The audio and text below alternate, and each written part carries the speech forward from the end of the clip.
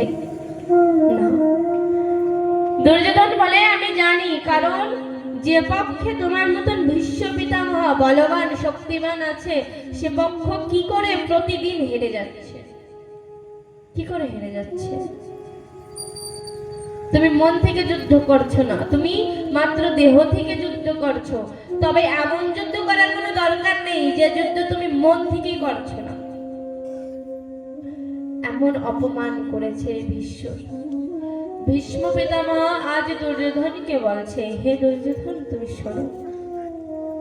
ভীষ্ম আজ পুনরায় আবার একটা প্রতিজ্ঞা করছে। কি প্রতিজ্ঞা?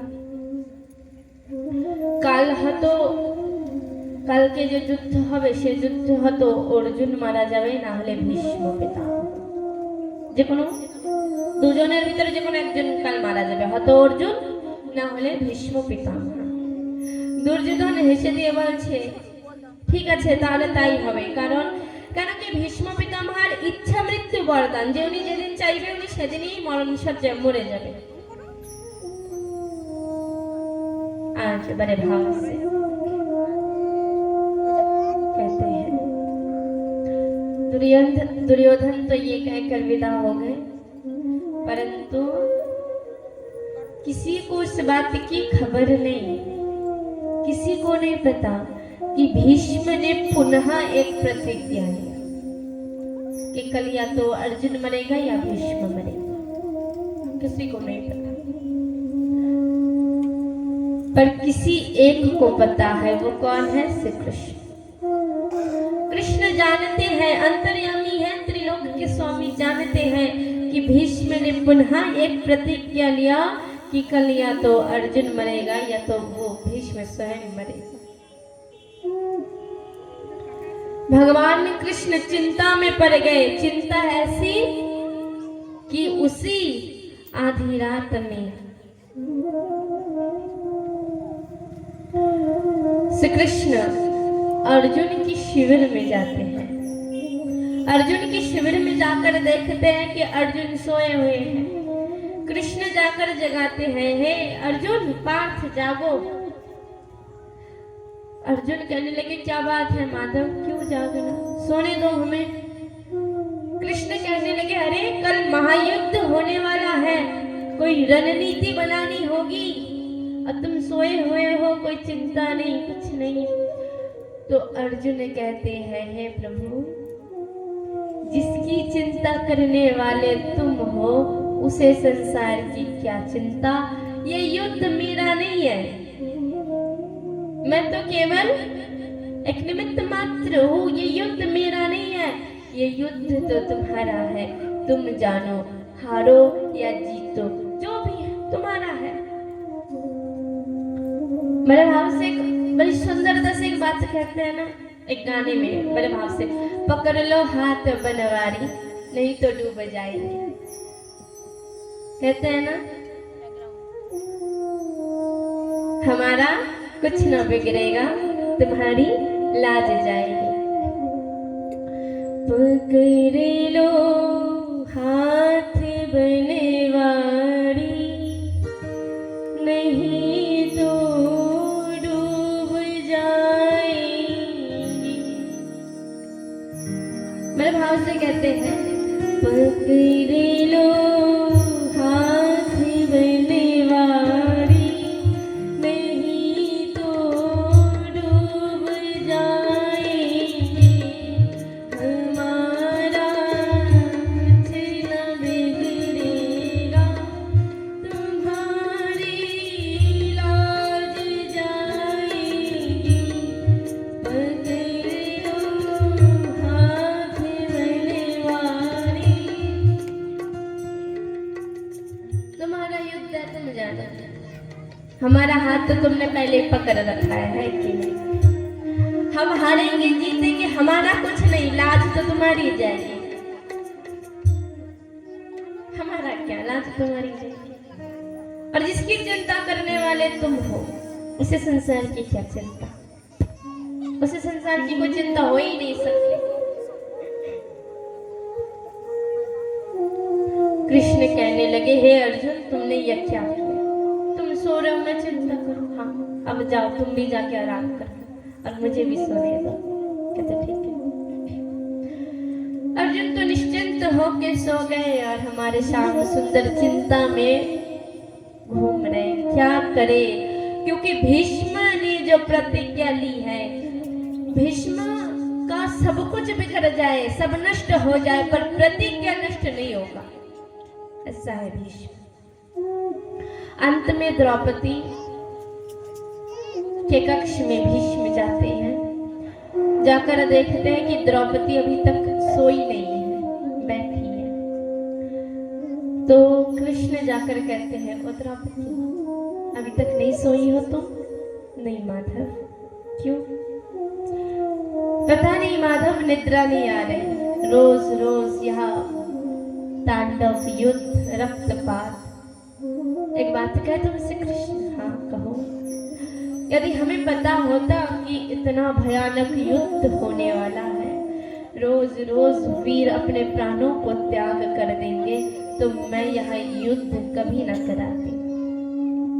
कृष्ण कहने लगे एक बड़ी सुंदर बात, हे द्रौपदी सुनो, नव निर्माण के लिए विध्वंस होना आवश्यक है। नव निर्माण माने नया कुछ बनने के लिए नष्ट होना, पहले नष्ट होगा फिर तो नया कुछ बनेगा। हाँ। तो सोचो ये नव निर्माण का एक चरण है, इसलिए विध्वंस हो रहा।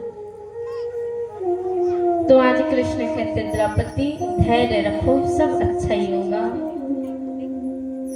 तब द्रौपदी कहने लगे, हे माधव इतनी रात को तुम क्यों आए हो? क्या बात है, तुम्हें निद्रा नहीं आ रही? माधव कहे नहीं द्रौपदी मैं कुछ कार्य के लिए आया हूँ तुम्हारे पास। क्या कार्य? मेरे साथ तुम्हें एक स्थान, एक जगह में जाना होगा। कहा? चलो। कृष्ण आगे आगे, द्रौपदी पीछे पीछे चलने लगे। कुछ क्षण चलने के बाद भगवान कहने लगे, हे द्रौपदी घूंघट तो ओढ़ लो। द्रौपदी कहने लगी, हे माधव इतनी रात को कौन है जो मुझे घूंघट ओढ़ना पड़े? क्यों? भगवान ने कहने लगे श्री कृष्ण, अरे नहीं द्रौपदी, हम एक ऐसे स्थान में जा रहे हैं, वहां तुम्हें घूंघट ओढ़ के ही जाना होगा। अब द्रौपदी के मन में संदेह जागने लगा, हे कृष्ण हम कहाँ जा रहे हैं बताओ, हम कहाँ जा रहे हैं बताओ। तो कृष्ण कहने लगे, हम द्रौपदी हम भीष्म के शिविर में जा रहे हैं। हम भीष्म के शिविर में जा रहे हैं। द्रौपदी कहती है, हम भीष्म के शिविर में जा रहे हैं। क्यों? नहीं माधव, हमें उस भीष्म के शिविर में नहीं जाना, हमें नहीं जाना। कृष्ण कहते नहीं द्रौपदी जाना तो होगा। द्रौपदी कहती क्यों जाए हम? अरे ये तो वही भीष्म है ना कि जब हमारी लाज लुट रही थी, कुरुक्षेत्र लाज लुट रही थी कुरुसभा में, बार बार हम कहने लगे भीष्म पितामह से हमारे सम्मान की रक्षा करो, रक्षा करो, पर उस दिन भीष्म पितामह ने कुछ भी नहीं कहा। आज आप कह रहे हैं कि हमें उनके पास जाना, हम नहीं जाएंगे। कृष्ण कहने लगे, हे द्रौपदी भीष्म के शिविर में जाकर एक ही कर्म, एक ही काम करना है। कौन सा? कि भीष्म के चरणों में गिर जाना है। हे द्रौपदी मेरे शक्ति में, मुझ में इतनी शक्ति नहीं कि मैं तुम्हें सौभाग्यवती बनाकर रखूं, परंतु भीष्म के आशीर्वाद में इतनी शक्ति है कि भीष्म तुम्हें सौभाग्यवती बनाकर रख सकता है। तुम्हें जाना होगा। नहीं माधव मुझे नहीं जाना। कृष्ण कहने लगे, हे द्रौपदी क्या तुम नहीं चाहती हो कि तुम्हारे 5 पति जीवित रहे? नहीं चाहती? चाहती हूँ माधव। तो अगर चाहती हो तो जाना होगा, चलो मेरे साथ। सकता, मेरी इतनी सी बात मान लो।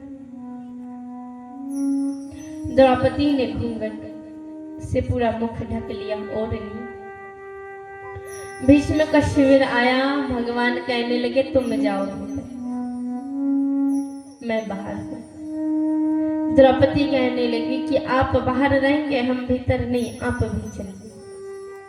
तो बड़े भाव से भीष्म के शिविर में द्रौपदी प्रवेश करेंगी कृष्ण को लेकर। तो कृष्ण कहने लगे नहीं द्रौपदी, मैं नहीं जा सकता। क्यों क्यों नहीं जा सकती? हे द्रौपदी सुनो, मेरे भक्त का मान सम्मान चरित्र, इनकी रक्षा करने का, कहते हैं भक्तों की चरित्र, भक्तों का जो चरित्र होता है, इस चरित्र का रक्षा भी करने वाला कौन? भगवान श्री कृष्ण। उनकी चरित्र का हमें रक्षा करना होगा। तुम जाओ,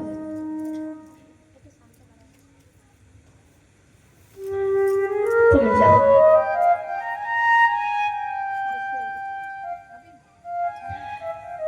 द्रौपदी भीतर प्रवेश कर गए, घूंघट देकर, घूंघट ओढ़कर, मुख से पूरा मुख ढका। भगवान कृष्ण बाहर। द्रौपदी ने कोई आवाज नहीं, कुछ भी नहीं, सीधा जाकर भीष्म के चरणों में गिर गए। भीष्म को लगा ये दुर्योधन की पत्नी होगी। भीष्म ने आशीर्वाद देते हुए कहा सौभाग्यवती भव, सौभाग्यवती भव का आशीर्वाद जैसे दिया। द्रौपदी ने घूंघट निकाल कर अपना मुख दर्शन कराया तो देखते हैं ये तो द्रौपदी है। भीष्म कहने लगे हो द्रौपदी तुम हो? हाँ। इतनी रात को क्यों आई हो मेरे शिविर में? तो द्रौपदी कहती है हे भीष्म पितामह सुनिए,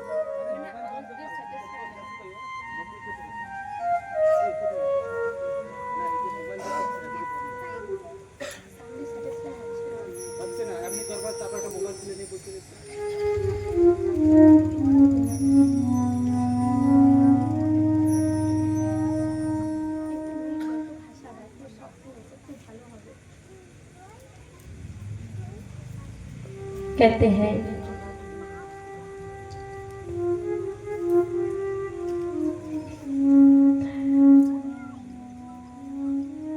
भीष्म कहते हैं द्रौपदी तुम, द्रौपदी कहती है भीष्म पितामह मैं नहीं आती और मेरी कोई इच्छा भी नहीं थी आपके शिविर में आने की, तो क्यों आई हो? तो कहते हैं मैं यहाँ केवल कृष्ण के कहने पर आई हूँ। किसके कहने पर आए? केवल कृष्ण के कहने पर। तो द्रौपदी की बात सुनकर भीष्म कहते हैं कृष्ण की कहने पर आए हो तो कृष्ण कहाँ है? कहाँ है कृष्ण? द्रौपदी कहती है भीष्म पितामह कृष्ण मेरे साथ ही आए हुए थे, परंतु पता नहीं वो बाहर ही तो होंगे, शायद बाहर है वो, मेरे साथ भीतर नहीं है। भीष्म द्रौपदी दोनों एक साथ बाहर निकले। अब भीष्म कहने लगे कहाँ है कृष्ण? कह रही थी कृष्ण लेकर आए, कहाँ है वो? तो द्रौपदी इधर उधर देखती है कि कृष्ण तो नहीं है। तो द्रौपदी बड़े भाव से चारों ओर देखती है कि कृष्ण नहीं है और अंत में देखती है कि द्रौपदी के चरण पादुकाएं भी वहां से गायब है। अंत ध्यान, चरण पादुकाएं भी नहीं है। द्रौपदी कहने लगी हे भीष्म पितामह कृष्ण के साथ साथ मेरी चरण पादुकाएं भी तो यहाँ नहीं है, मेरी चरण पादुकाएं कहाँ? द्रौपदी और भीष्म बड़े भाव से कृष्ण को ढूंढने लगे। कृष्ण को ढूंढते ढूंढते अब कृष्ण कहाँ? कृष्ण नहीं मिले। उसी समय एक खंबे के पास से रोने की आवाज आती है। रोते हैं, कौन रोते हैं? द्रौपदी कहती है भीष्म पितामह कहीं से रोने की आवाज आ रही है, आप सुन रहे हैं? हाँ। दोनों प्रवेश किए उस खम्भे की ओर, जैसे ही गए तो देखते हैं श्री कृष्ण ने द्रौपदी के चरण पादुकाओं को अपने वक्षस्थल से लगाए हुए और नेत्रों से अश्रु बह रहे, नेत्र से अश्रु बह रहे। द्रौपदी कहती है माधव, तुम अपने हृदय से मेरी इस तुच्छ सामान्य चरण पादुकाओं को क्यों लगा कर रखे हो और रो रहे हो, नेत्र से अश्रुपात हो रहे हैं, क्या कारण है? शास्त्र में वर्णन आता है श्रीमद् भागवत में कि भगवान ने अपनी पूरी लीला में केवल 3 ही बार अश्रुपात रोए थे। 3 बार रोए थे। हाँ, पहली बार कब? जब भगवान भीष्म से मिलने गए तब बहुत रोए थे, बहुत रोए थे। हम भगवान के लिए रोते हैं ना, संसार के लोग रोते हैं भगवान के लिए। और सोचो कि भगवान जिसके लिए रोए वो कोई सामान्य व्यक्ति जीव हो सकता है? नहीं हो सकता। भगवान भीष्म के लिए रोए, पहली बार रोए। दूसरी बार जब उद्धव ब्रज से मिलकर जब ब्रज से पुनः मथुरा में गए तब उद्धव को पकड़कर भगवान ने अपने हृदय से लगाया और बहुत रोए, हे उद्धव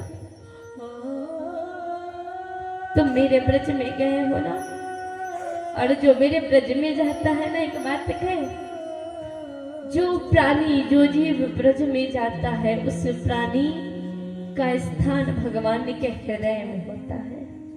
बहुत रोए। और तीसरी बार जब भगवान का परम मित्र परम बांधव कौन? सुदामा दीनहीन अवस्था में कृष्ण के दरवाजे पर गए थे तो कृष्ण ने जैसे ही अपने उस गरीब मित्र सुदामा को देखा था तब बहुत रोए थे। सुदामा भगवान रोते हैं, पता है? आज कहते हैं आज किसके लिए रो रहे? भीष्म के लिए रो रहे। भगवान अर्जुन के लिए नहीं रोए, 5 पांडव के लिए नहीं, कुंती के लिए, किसी के लिए नहीं रोए, बस किसके लिए रोए? भीष्म के लिए रोए। द्रौपदी कहती कि मेरे चरण पादुकाओं को तुमने अपने हृदय से क्यों लगाया? तो कृष्ण कहते हैं ओ द्रौपदी सुनो, मैं नहीं चाहता कि मेरे भक्त के चरित्र पर कोई दाग दे, उंगली उठाए। अर्थात मेरे भक्त भीष्म ने ब्रह्मचर्य का व्रत पालन किया, ब्रह्मचर्य का प्रतिज्ञा उसने धारण किया। यदि इस आधी रात में कोई मेरे इस भक्त भीष्म के शिविर के सामने किसी स्त्री के चरण पादुकाओं को देखता तो मेरे भीष्म के चरित्र पर दाग लगता। भीष्म कहते हैं हे प्रभु, अगर इतना ही अपने भक्त के चरित्र का इतना ही तुम्हें ध्यान है तो अपने भक्त के साथ छलावा क्यों किया? क्यों छला अपने भक्त को? तो कृष्ण कहते हैं देखो भीष्म पितामह, मेरा उद्देश्य तुम्हें पीड़ा देना नहीं था, मेरा उद्देश्य तुम्हें छलना नहीं था। मेरा उद्देश्य यदा यदा ही धर्मस्य, मेरा उद्देश्य केवल धर्म के लिए हुआ कि मैं कुछ भी करूं, परंतु धर्म की स्थापना करना ही मेरा मूल कर्तव्य है।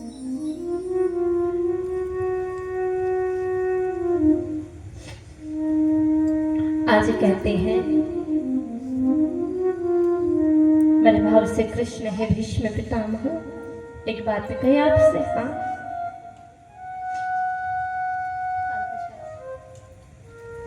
एक बात कहे आपसे। हाँ कहिए। आपके लिए आपका वचन बड़ा या प्रतिज्ञा? क्या बड़ा है। भीष्म कहने लगे, हे माधव, मेरे लिए मेरा वचन भी बड़ा और मेरी प्रतिज्ञा भी बड़ी, दोनों बड़े हैं मेरे लिए। कहते दोनों तो बड़े हैं, तो आप पालन किसका करेंगे, वचन का या आशीर्वाद का? कि आपने जो वचन लिया दुर्योधन से उसका, या द्रौपदी को जो आशीर्वाद दिया उसका पालन करेंगे? तो भीष्म कहने लगे, हे माधव, मैं दोनों का पालन करूंगा, वचन का भी और आशीर्वाद का भी। कैसे? कल जब युद्ध शुरू होगा तो अर्जुन से कहना, शिखंडी को सामने रखकर मुझ पर प्रहार करे, बाण चलाए। मुझे स्वीकार है, क्योंकि मैंने कहा कि कल या तो अर्जुन मरेगा या तो मैं।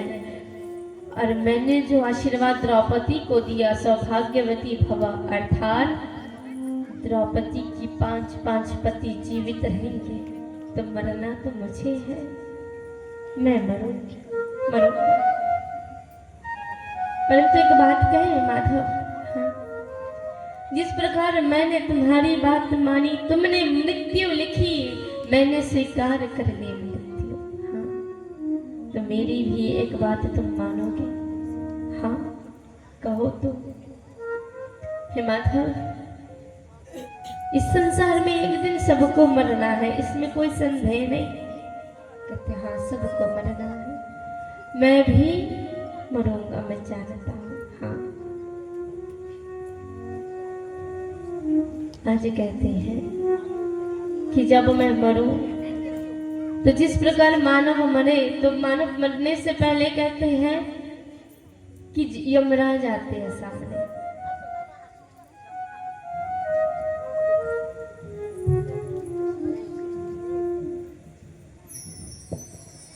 मानव मरने से पहले यमराज आते हैं सामने। कहते हाँ, परंतु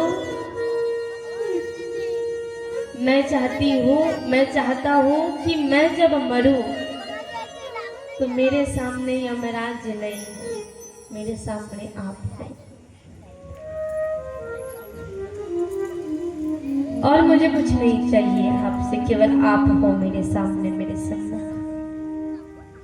भगवान कहते बस इतनी सी बात कि तुम जब मृत्यु सैया पर रहो और तुमसे मिलने हम जाए, हाँ, जब मेरे दोनों नेत्र बंद हो जाए मृत्यु के कारण, तब कृष्ण तुम मेरे सामने रहना, केवल इतना मांगा।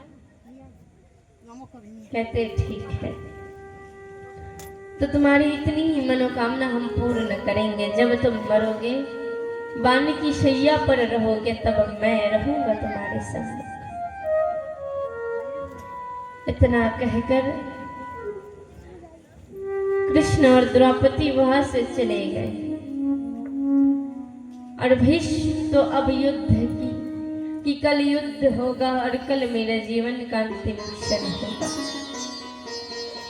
ऐसा युद्ध हुआ कि शिखंडी को सामने रखकर अर्जुन ने ऐसे बाण चलाए कि भीष्म के शरीर में कितने बाण? 17 बाण लगे थे। कितने बाण लगे थे? 17 बाण। अब एक बहुत सुंदर बात है कि 17 बाण लगे थे और अंतिम बाण 18वां अंतिम बाण अर्जुन ने भीष्म के माथे पर रखा था। अब ये क्यों हुआ कि जो इतने बड़े भक्त वो इतनी पीड़ा में क्यों? 18 बाण से पूरा शरीर जल गया। कारण कहते हैं भीष्म को अपने कितने जन्म? 17 जन्म की बात याद थी कि उसने 17 जन्मों तक कोई पाप नहीं किया, परंतु 17 जन्म के पूर्व 18 जन्म की बात भीष्म को याद नहीं थी कि 18वें जन्म में भीष्म ने एक बड़ा पाप किया था। कौन सा? कि एक अधमरे सांप को उसने कांटों पर फेंक दिया था और वह सांप कई दिनों तक उस कांटों पर तरप तरप कर मरे। तब उस सर्प ने भीष्म को श्राप दिया था, जिस प्रकार मैं तरप तरप कर मरा उस प्रकार तुम भी तरप तरप कर मरोगे। तो ये जो 18 जन्म बाद जब ये पीड़ा भीष्म को मिली तो उसके पूरे शरीर में 18 बाण लगे हुए थे। आज ये कथा कृष्ण अर्जुन को सुनाते हैं। हे अर्जुन सुनो, देखो मेरे कितने बड़े भक्त हैं, कितने बड़े भक्त हैं मेरे। कहते हाँ माधव, हम जानेंगे मानेंगे कि भीष्म वास्तव में आपका सबसे बड़ा भक्त है। अब सब एक साथ मिलकर भीष्म के पास जाने लगे। दूसरी ओर भीष्म प्रतीक्षा में है कि कब आए मेरे प्रभु, कब मेरे भगवान आएंगे। और बड़ी एक सुंदर बात क्या कि भीष्म को जिस स्थान में रखा गया था उस स्थान में एक भी किसी भी वीर का एक भी रक्तपात नहीं हुआ, एक बूंद रक्त नहीं गिरा। कारण किस लिए? इतने बड़े कुरुक्षेत्र में इतना बड़ा युद्ध हुआ तो उस स्थान में रक्त क्यों नहीं गिरा? तो कहते हैं युद्ध होने से पूर्व, युद्ध शुरू होने से पूर्व भगवान श्री कृष्ण उस कुरुक्षेत्र जहाँ युद्ध होगा उस क्षेत्र में भ्रमण करने गए, देखने गए क्या कि इस क्षेत्र में युद्ध होगा और बहुत से वीर मर जाएंगे। तो कहते हैं क्षेत्र में युद्ध होगा, इसीलिए उस क्षेत्र को देखने गए। तो ब्रह्म मुहूर्त का समय था। एक स्त्री जो सफेद वस्त्र पहनी हुई थी, वह स्त्री बड़े भाव से कुछ स्थान को साफ कर रही है।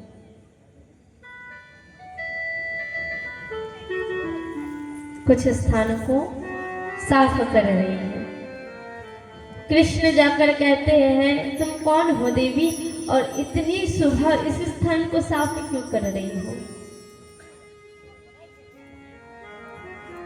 तो वह स्त्री कहती है हे प्रभु आप भगवान हैं तो आप सुनिए, मैं गंगा हूँ। कौन है वो स्त्री? गंगा। भगवान कहते हैं ओ गंगा तुम इस कुरुक्षेत्र में क्या कर रही हो? तब गंगा ने कहा हे प्रभु ये अटल सत्य आप भी जानते हैं और हम भी जानते हैं कि इस महायुद्ध में मेरा पुत्र भीष्म अपने प्राणों को त्यागेगा, पानी की शैया पर लेटा रहेगा। हाँ। तो बस इतना सा कहना है आपको, इतना कहना है क्या कि मेरा पुत्र भीष्म भले अधर्म के पक्ष से युद्ध कर रहा है परंतु मेरा बेटा अधर्मी नहीं है, परम पवित्र है वो। इसलिए मैं केवल इतना चाहती हूँ कि इस स्थान को मैं स्वयं गंगा स्वच्छ कर रही हूँ, पवित्र कर रही हूँ। इस स्थान में किसी भी वीर का रक्तपात ना हो। इतने से स्थान को आप स्वच्छ रखना। भगवान श्री कृष्ण ने कहा ठीक है गंगा, हम तुम्हें वचन देते हैं इतने स्थान में एक भी बूंद रक्त का नहीं गिरेगा, एक भी नहीं। तो आज भीष्म कौन से स्थान में है? जिस स्थान को स्वयं गंगा ने स्वच्छ किया, एक भी बूंद किसी वीर का नहीं गिरा, वहां भीष्म को रखा है। आज से कृष्ण पांडव द्रौपदी सुभद्रा कुंती सब भीष्म से मिलने आ रहे हैं। और दूसरी ओर बाण की शैया पर भीष्म लेटा हुआ है और कृष्ण कृष्ण कर रहा है हे कृष्ण कब आओगे तुम हमसे मिलने? अब और पीड़ा नहीं सही जाती, हमसे मिलने आओ। उसी समय कहते हैं कि भगवान अपने चरणों में पैरों में नुपुर बांधते हैं। तो उस नुपुर की इतनी माधुर्यमय सुंदर ध्वनि भीष्म के कान पर जाकर गिरती है तो भीष्म को पता चल जाता है कि भगवान आ रहे हैं मुझसे मिलने। तुम्हारे भाव से आज भगवान भीष्म के पास मिलने आए, सब घेर कर खड़े हैं और भीष्म की यह दशा देख कर सबके नेत्र से शुरू गिर गए। आज एक एक कर भीष्म सबसे कहते हैं कि देखो मेरे लिए सबके जीवन में कष्ट हुआ। कुंती से कहते हो कुंती, मेरे कारण तुम्हारे जीवन में कष्ट हुआ है ना। कुंती बड़े प्रेम और बड़े भाव से कहती है, नहीं भीष्म पितामह, आपके कारण मेरे जीवन में कष्ट नहीं हुआ। मेरे किसी कर्म ऐसे होंगे कि जिस कर्म के कारण मेरे जीवन में कष्ट आए।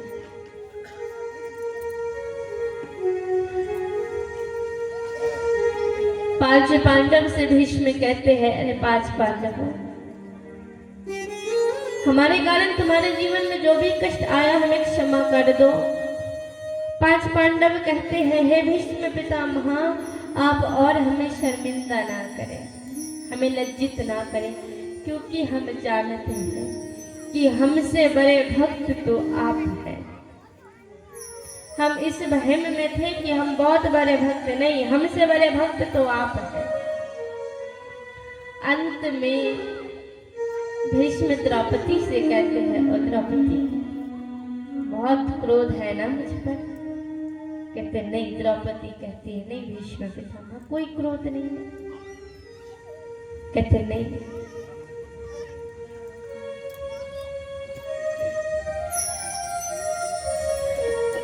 कहते हैं नहीं, कोई कष्ट नहीं है, हमें तो आपका आभार मानना चाहिए, आपका धन्यवाद करना चाहिए। क्यों?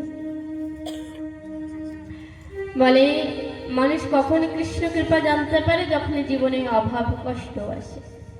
কালকেও বলেছিলাম, গতকাল। তো দ্রৌপদী বলে ভীষ্মকে, হে ভীষ্ম পিতামহ, আমিও মনে হয় কৃষ্ণ কৃপা জানতাম যদি সেদিন আপনি আমার সাহায্য করতেন। তবে আমি এতটুকু অবশ্যই জেনে গেছি কি, মানে যখন আপন বলতে জগতে কেউ থাকে না সাথ দেওয়ার মতো, সাহায্য করার মতো বলে না, তখন কৃষ্ণ আসে, তখন কৃষ্ণ সাহায্য করে, সাথ দেয়। আপনার কোনো দোষ নেই, আপনি কিছু বলেন না। এত সুন্দর কথা। আজ ভীষ্ম বলছে, দেখো দ্রৌপদী, যা হয়েছে ভুল হয়েছে। সমার চক্রান্ততে প্রত্যেকটা জীবকে একদিন অসম্মান হতে হয়। এ হচ্ছে সমার চক্রান্ত। মানে হ্যাঁ আমি জানি। তাহলে অন্তিমে কৃষ্ণকে বলে, হে গোবিন্দ, তুমি তো ভগবান, তুমি তো জানো আমি কতটুকু পবিত্র বা কতটুকু অপবিত্র, আমার ভিতরে কতটুকু ধর্ম আছে না আছে জগতে কেউ না জানুক, তবে তুমি তো জানো। বলে হ্যাঁ জানি। তাহলে আমি আর কত কষ্ট সহ্য করব?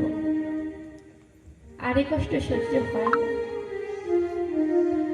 ভীষ্ম বলে অর্জুনকে, হে অর্জুন, আমার খুব জল পিপাসা পেয়েছে, আমাকে একটু জল দে। অর্জুন তখন এই পৃথিবী, এই মাটিতে বান সন্ধান করে, সে সন্ধান থেকে বানগঙ্গা অবতার হন, প্রকট হন। বানগঙ্গা উদয় হয়ে ভীষ্মের মুখের ভিতরে যায়, আর ভীষ্মর যে জল পিপাসা পেয়েছিল সে জল পিপাসা পূর্ণতায় পিপাসা মিটে যায়। সে জল থেকে, সেই গঙ্গার থেকে মা গঙ্গার অবতার হয়। আজ নিজের পুত্র, নিজের সন্তান ভীষ্মর এই দশা দেখে গঙ্গা বলছে, হে পুত্র, তোমার খুবই কষ্ট হচ্ছে। মানে হ্যাঁ মা, হচ্ছে। আজ ভীষ্ম বলছে, ও মা জানো, আমার জীবনের এটুকু সময় অনেক সুখের সময়, এ সময় আমি কষ্ট পাচ্ছি তাতে কোনো সন্দেহ নেই, তবে এটুকু সময় খুব সুখের সময়। গঙ্গা বলে, কেমন করে তোমার সুখের সময় হয়? বলে, ও মা দেখো, যে সময় গোবিন্দ সম্মুখে এসে দাঁড়ায় সে সময় তো সুন্দর হয়। বলে হ্যাঁ। আর যে সময় একটা কথা বলবো মা তোমাকে? বলে কি? বলে আমার জীবনে একটু দুঃখ ছিল, কষ্ট ছিল। বলে একটু নয়, অনেক ছিল।